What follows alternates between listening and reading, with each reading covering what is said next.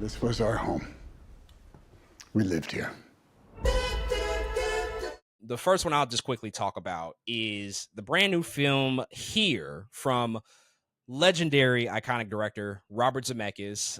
This film is very, very. I think it has a lot of attention around it because it is the reuniting of Robert Zemeckis with both Tom Hanks and Robin Wright, who he worked on with in Forrest Gump, one of the most commercially successful films, his most critically successful and commercially successful film, I think, of his career. But even beyond that, like it's an additional reuniting of the other people behind the camera. They brought back the same cinematographer, Don Burgess. Alan Silvestri is also back scoring this movie as he did with Forrest Gump. So this is a big reuniting of people who have worked together on something that was just profoundly successful in the 90s.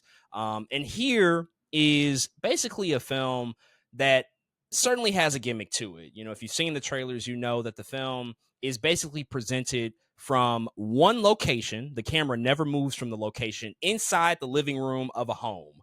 And we see different stories take place over the course of hundreds and hundreds and hundreds of years in this same location, whether it's the prehistoric dinosaur era all the way through to the 50s and the 60s to also like a more recent modern era COVID sort of version of the home when a family sort of takes it over. And so we just follow these different stories in a nonlinear fashion. And this reflects, I think, Robert Zemeckis' taste, that he's taken over the past few years in particular, really like the past like 15 years, if I'm being honest. Like the guy is just, he's one of the most successful directors of all time. Like he really jump-started his career with Romancing the Stone. That was a beloved adventure comedy, a really, really solid film. Of course, the Back to the Future films are just hugely, hugely successful and influential.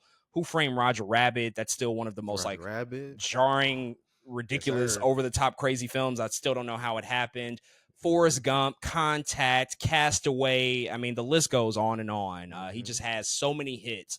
But then in the 2000s, like he got really fixated on technology. And we saw those seeds planted in Back to the Future and Forrest Gump. But the 2000s, he's dealing with CG animation with the Polar Express and A Christmas Carol and Beowulf. And then eventually he makes, Welcome to Marwen a couple of years ago, dealing with, certain animation styles. He's really, really kind of, taken a really strong stance in this stuff. And I think, unfortunately, a lot of it's been for the worst. He still made some good movies over the years. Like I enjoy Flight. I think that's a pretty solid movie. But, also he's coming off of doing the terrible Pinocchio film from a couple of years ago with Tom Hanks. The lesser of the two Pinocchio films that came out that year. Like he had to follow it behind Guillermo del Toro. And it's like nobody watched it. Nobody remembers it. And so I was a little worried about this, but also Zemeckis is a person I'm always going to see his films. I'm always going to go check out what he's doing. And I got to say that this movie it's okay, but I have a hard time even like talking about it because on one hand, the swings that he's taking, just like the pure imagination behind the movie and the creative ingenuity, it's really admirable. The camera technique and the technology and the stuff that he's employing, it's a super, super ambitious story because it doesn't just focus on the characters of Tom Hanks and Robin Wright. Like those are the two primary characters. And there is a family that surrounds them that we mostly follow. They are the primary leads. That's the A story. But there are other subplots and other characters who don't exactly tie in with the main narrative that we also follow. So it's tackling a lot of different people, a lot of different eras, a lot of different histories.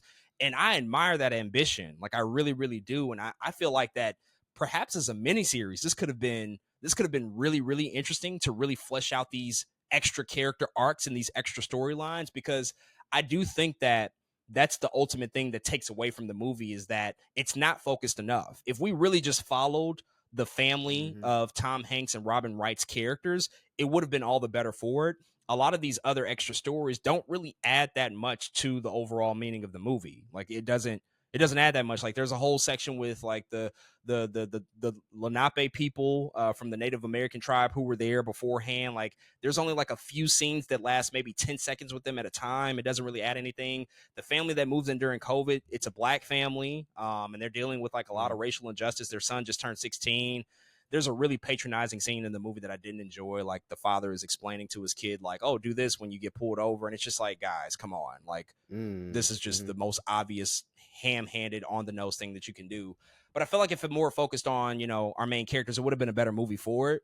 But when it was focused on them, I did like that stuff. You know, to see like a young DH Tom Hanks, it wasn't always believable, but at times it was like, I kind of buy this. To see a DH Robin Wright, at times it kind of worked because she is like a little bit younger than Tom Hanks. Sometimes that technology does not work. It sticks out like a sore thumb. But their performances are really good beyond just the technology. Like their performances, their chemistry, it's just like Forrest and Jenny. Like they have never lost it. They just work so well together. It's like, oh, I really buy that there's like a romantic relationship between these two. Unfortunately, what I will just like lastly saying from a performance standpoint, Paul Bettany's in this movie. He plays Tom Hanks's character's father throughout the film. It doesn't belong here. Miscast, I think, doesn't really work. I like Paul Bettany a lot. His character just, I just didn't think he worked pretty much at all in the movie.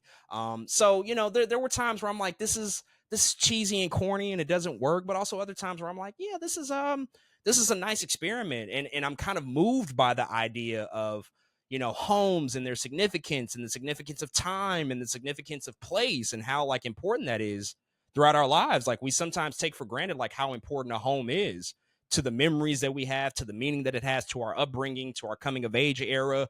Like that movie touches on this stuff, and I think that those elements really, really work. Like that sentimental value and element to the movie, but there's a lot of other stuff that doesn't work at all because it's just not long enough. It's a pretty short movie, and some of those ideas aren't as well fleshed out, and some of the technological advancements and fixations, like maybe we didn't have to go so hard in that stuff. But you know, I do think it's like low bar here, one of his better movies of the past couple of years. It's not saying a ton, but I at least appreciate the effort and the experiment overall.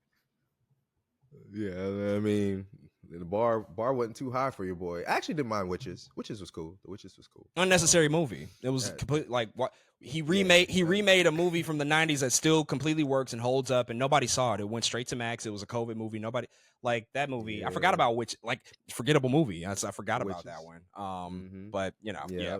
I just remember Anne Hathaway. That's the only reason I remember it. She is good in it. She goes for it. She is good in it. Yeah. Yeah, exactly. But I actually can't wait to watch it. Like you said, I always make sure I watch Robert Zemeckis. You know how we feel about Back to the Future. So it's like one of those things. It's like, man, I gotta check out the new Robert Zemeckis movie, see what's going on here. So yeah, I'm gonna watch it at some point and can't wait to check it out.